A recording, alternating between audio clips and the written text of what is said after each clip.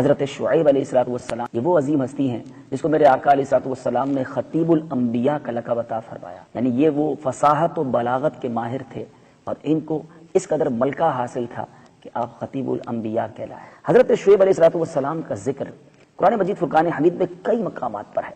پارہ 8 سورہ اعراف میں، پارہ 10 سورہ توبہ میں، پارہ 12 سورہ ہود میں، پارہ 17 سورہ حج، پارہ 19 سورہ شعراء اور پارہ 20 سورہ عنکبوت میں۔ حضرت ابراہیم علیہ السلام کے ایک بیٹے کا نام مدین تھا اور ان کی نسل کو اہل مدین کہا گیا۔ سیر حقانی میں حضرت شعیب علیہ السلام کا نسب یوں بیان کیا گیا: شعیب بن صفیون بن عیفہ بن ثابت بن مدین بن ابراہیم۔ اب اصحاب ایکا کی کچھ بات کر لی جائے، اصحاب مدین کی بات ہوئی۔ ایکا یعنی جھنڈ والے، عربی میں لفظ ایکا ان سرسبز و شاداب جھاڑیوں کو کہتے ہیں جو ہرے بھرے درختوں کی کثرت کی وجہ سے جنگلوں میں ہوتی ہے۔ قوم مدین یہ عاد و سمود کی طرح بت پرستی کا شکار تھی، اور اس جرم کے ساتھ ساتھ ایک اور بڑی خرابی ان کے اندر تھی، اور وہ بڑی خرابی یہ تھی کہ وہ ناپ تول میں کمی کیا کرتے تھے۔ بزنس مین تھے، کاروبار تھا، بڑے آسودہ حال تھے، رچ تھے، پیسے والے تھے، مگر ان کا حال یہ تھا کہ وہ ناپ تول میں کمی کیا کرتے اور مسافروں کا راستہ بھی روک لیا کرتے۔ اسی قوم کی طرف حضرت شعیب علیہ السلام کو بھیجا گیا۔ آپ کو اللہ تعالیٰ نے قادر الکلامی سے سرفراز فرمایا تھا، اس لیے آپ نے اپنی قوم کو اعلیٰ پیمانے کی دعوت الی الحق دی۔ شہر مدین آپ کا وطن تھا۔ اب حضرت شعیب علیہ السلام نے تبلیغ کی، نیکی کی دعوت دی۔ اے قوم، پورا کرو تم اپنے ناپ اور تول کو انصاف کے ساتھ اور مت کم دیا کرو لوگوں کو ان چیزوں سے، اور نہ مچاؤ اس کے سبب سے فساد زمین پر۔ اب یہ سن کر شعیب علیہ السلام کی، اللہ کے نبی کی بات سن کر ہونا تو یہ چاہیے تھا وہ سر جھکاتے مان لیتے، مگر ان لوگوں نے کہا کہ اے شعیب، تمہیں معلوم ہونا چاہیے یہ مال ہمارا ہے، خواہ ہم اس کو زیادہ بیچیں خواہ کم بیچیں، ہم اپنی سمجھ سے کرتے ہیں، ہماری تجارت کے کاموں میں تمہیں دخل دینے کی کیا ضرورت ہے؟ تم وہی کام کیے جاؤ جس کام کی دعوت دیتے ہو، ہماری تجارت کی طرف توجہ نہ دو، ہمیں اپنا کام کرنے دو۔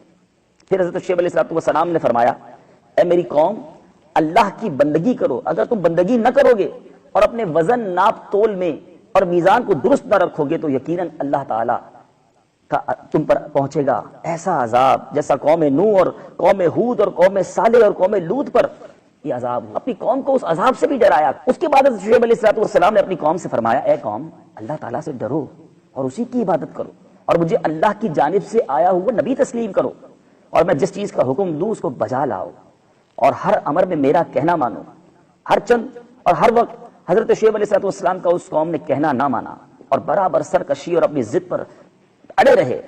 بہت ہی مجبور و مایوس ہو کر حضرت شعیب علیہ السلام نے اس قوم کے واسطے دعا کی، ہلاکت کی دعا کی۔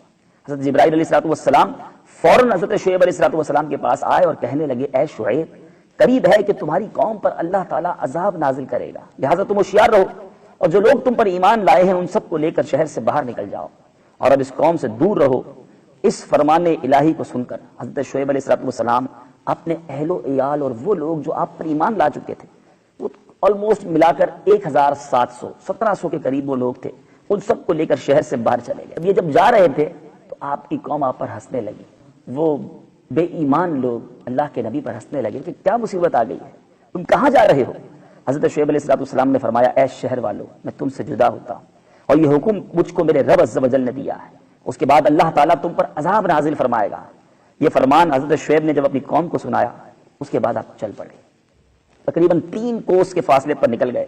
اس وقت حضرت جبرائیل علیہ السلام تشریف لائے، انہوں نے خبر دی کہ کل صبح تمہاری قوم پر عذاب الہی نازل ہوگا۔ جب صبح ہوئی، حضرت شعیب علیہ السلام عبادت الہی میں مشغول ہو گئے، تو جتنی قوم کفار کی تھی وہ سب اپنے اپنے گھروں میں سوئے تھے۔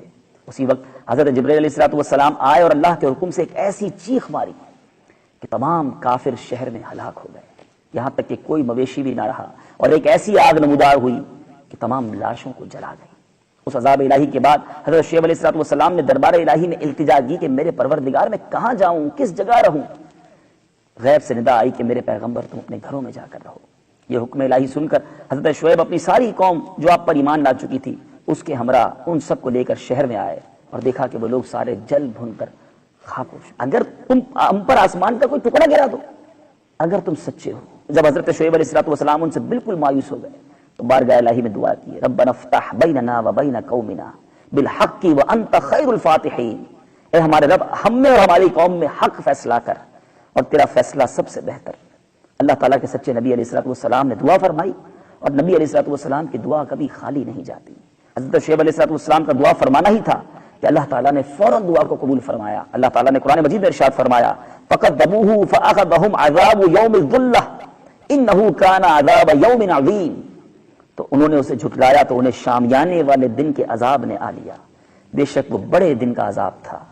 اہل مدین پر جو عذاب آیا اس کی تفصیل بیان کرتے ہوئے حضرت عبداللہ ابن عباس رضی اللہ تعالیٰ عنہ نے فرمایا، اللہ تعالیٰ نے اس قوم پر جہنم کا دروازہ کھول دیا، اور اس نے اس جہنم کے دروازے کو کھولا جب دوزخ کی شدید گرمی بھیجی، وہ وہاں سے نکل کر جنگل کی طرف روانہ ہوئے۔ اللہ تعالیٰ نے سرد خوشگوار بادل بھیجا، مرد عورت بچے سب کے سب اس بادل کے نیچے جمع ہو گئے کہ بڑی گرمی ہے، بڑی دھوپ ہے، اور ایک بادل جو ٹھنڈا سایہ دے رہا ہے، ساری قوم اس بادل کے نیچے جمع ہو گئی۔ اب سب کے سب بادل کے نیچے جمع ہوئے تو وہاں سے آگ برسنے لگی۔